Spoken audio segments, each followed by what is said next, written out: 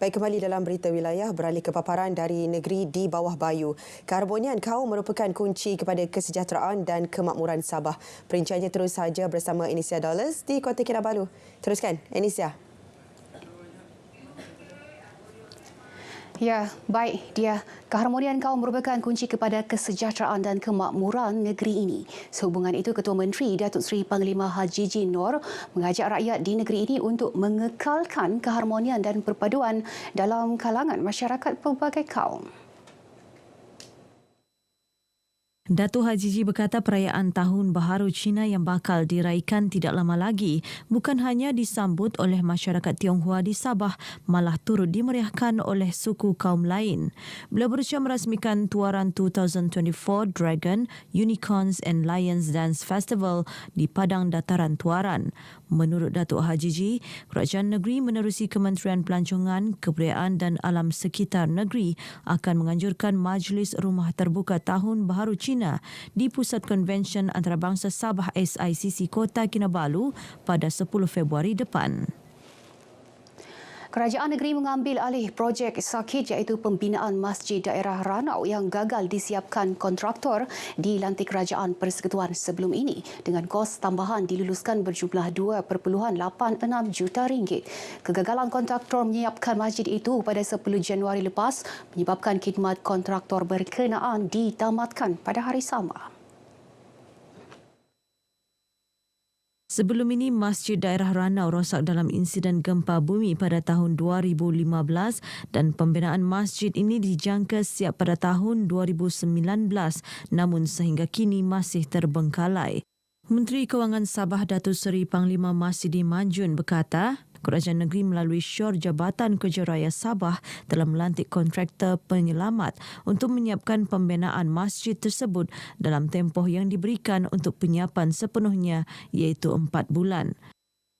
Jadi pada 10 hari bulan Januari yang lalu, saya selepas kontraktor asal ini telah ditamatkan khidmatnya, kerajaan negeri melalui JKR Sabah dan juga kementerian saya telah mengambil inisiatif untuk mengambil alih penguasaan projek tersebut dan saya telah pun meluluskan pelantikan kontraktor penyelamat. Datuk Masidi ditemui selepas program pertandingan seni suara Paginatan Talent akhir 2023 di Ranau.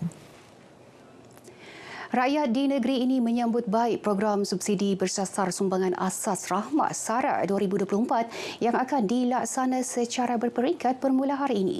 Di Sabah, Sarawak dan Labuan, sumbangan akan mula diagih pada 19 Februari depan.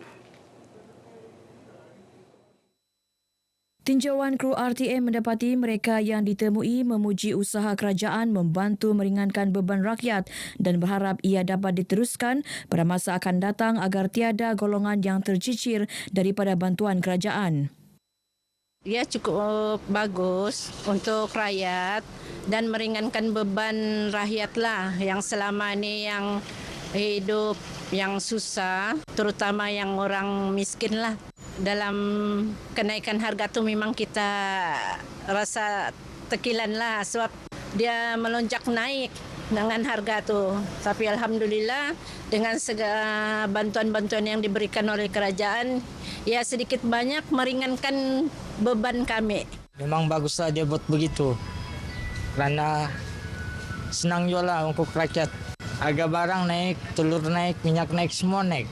Meringankan beban seluruh rakyat Malaysia lah. Membantulah untuk meringankan beban untuk kami rider-rider kan.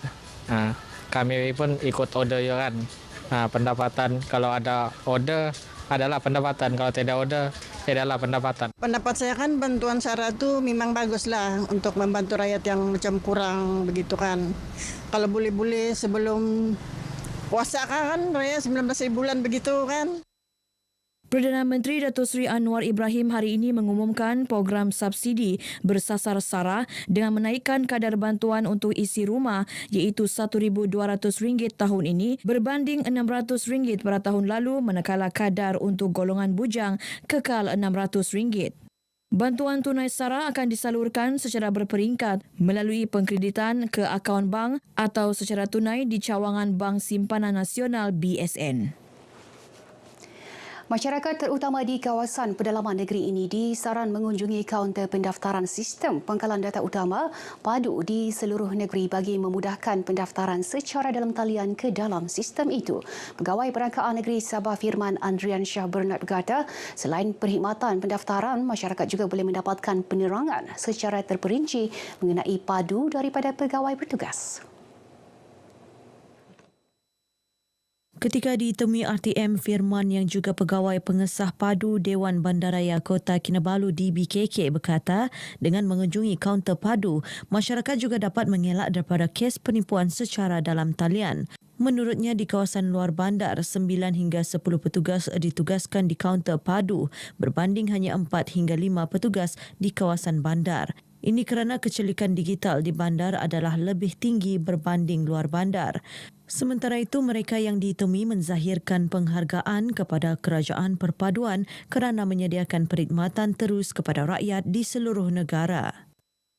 Cumanya lagi baik apabila masyarakat setempat datang dan update data yang PADU sediakan agar ia lebih memudahkan proses selepas ini.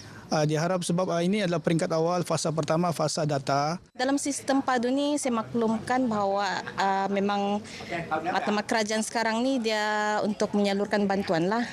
Tapi dia utamakan bagi golongan yang berkelayakan dan yang tercicir. Paling baiklah bagi saya sebab kadang-kadang kalau kita nak pergi ke pejabat PADU ni banyak yang ramai yang tidak ada masa.